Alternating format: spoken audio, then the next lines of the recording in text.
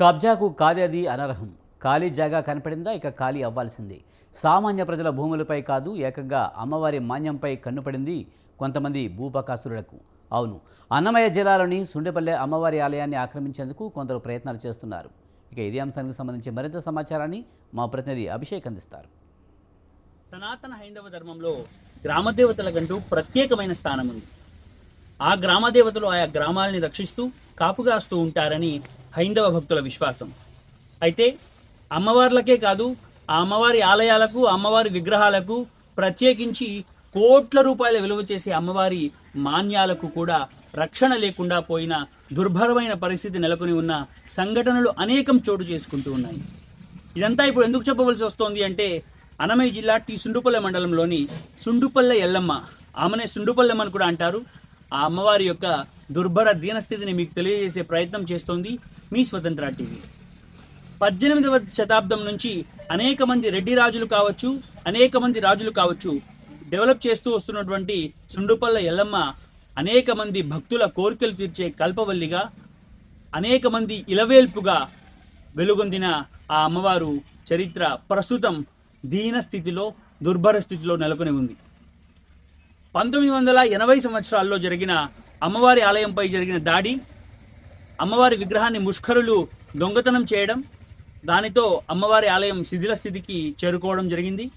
అప్పటి నుండి శిథిలమై వస్తూ ఉన్నటువంటి అమ్మవారి ఆలయం పునర్నిర్మించాలని ఎంతమంది ప్రయత్నం చేసినప్పటికీ అనేక రకాల కారణాల వలన ఇప్పటికీ అది శిథిలావస్థలోనే దీనస్థితిలో రోధిస్తూ కనిపిస్తోన్న పరిస్థితి. అయితే ఇదే అదునుగా చూసుకున్నటువంటి అనేక మంది ముష్కరులు, అనేక మంది కబ్జాదారులు అమ్మవారి కోట్ల విలువ రూపాయలు చేసే మాన్యం పైన కూడా కన్ను వేయడం, ఆ కన్ను వేయడమే అనుగువగా దానిని కబ్జా చేసే ప్రయత్నాన్ని స్పష్టంగా చేయడం.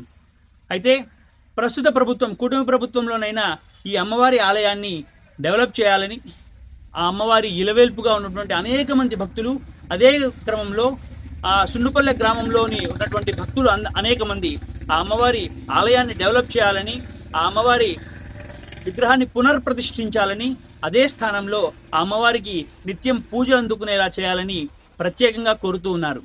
మనం చెప్పుకున్న విధంగా సుండుపల్లె ఎల్లమ్మకు సంబంధించిన మాన్యం స్థలంలో మనం ఉన్నాం. సుండుపల్లె గ్రామానికి చెందినటువంటి 21-27 సర్వే నంబర్లో 4 ఎకరాల 40 సెంట్లు సుండుపల్లె ఎల్లమ్మ మాన్యంగా రికార్డులలో ఉంది.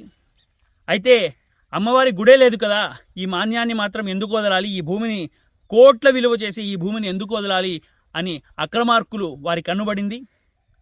కన్నుపడడమే తరువాయి చదును చేసే ప్రక్రియను కూడా మొదలుపెట్టారు. కానీ దీనికి సంబంధించి సంబంధిత ఎండోమెంట్ అధికారులకు మనం తెలియజేసే ప్రయత్నం కూడా చేశాం. వారికి ఈ విషయాన్ని వారి దృష్టికి తీసుకెళ్లి, ఎవరైతే జిల్లా ఎండోమెంట్ అధికారు ఉంటారో వారి దృష్టికి తీసుకెళ్లే ప్రయత్నం స్వతంత్ర ప్రత్యేకంగా చేసింది. అయితే అధికారుల నుండి ఎటువంటి స్పందన లేదు. స్పందన లేకపోగా పూర్తిగా ఆ కబ్జాదారులతో కూడా వారు కుమ్మక్కైనట్లు కూడా అనేక విమర్శలు ప్రత్యక్షంగా వెలువెత్తుతున్నాయి. అటు రెవెన్యూ కావచ్చు, ఇటు ఎండోమెంట్ కావచ్చు, అమ్మవారి మాన్యాన్ని కాపాడాల్సిన పరిస్థితి ఎంతైనా ఉంది. గతంలో అనేక కోట్ల యొక్క జడ్జిమెంట్లు ఉన్న నేపథ్యంలో దేవుడి మాన్యాన్ని రక్షించాల్సిన ఎవరైతే అధికారులు ఉన్నారో వారు కూడా కబ్జాదారులతో పూర్తిగా కుమ్మక్కయి వారికి పూర్తిగా అండగా నిలుస్తున్నారని కూడా ఖచ్చితంగా మనం చెప్పుకోవాల్సిన పరిస్థితి నెలకొని ఉంది.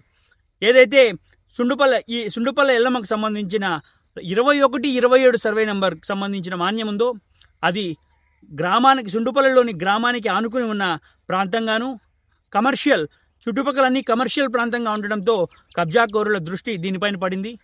పేరు మోసిన బడాబాబులందరూ కలిసి ఈ ప్రాంతాన్ని కబ్జా చేసి కోట్ల రూపాయలను కొల్లగొట్టుకోవడానికి పక్కా ప్రణాళికతో చదును చేసే ప్రక్రియను కూడా ప్రారంభించారు.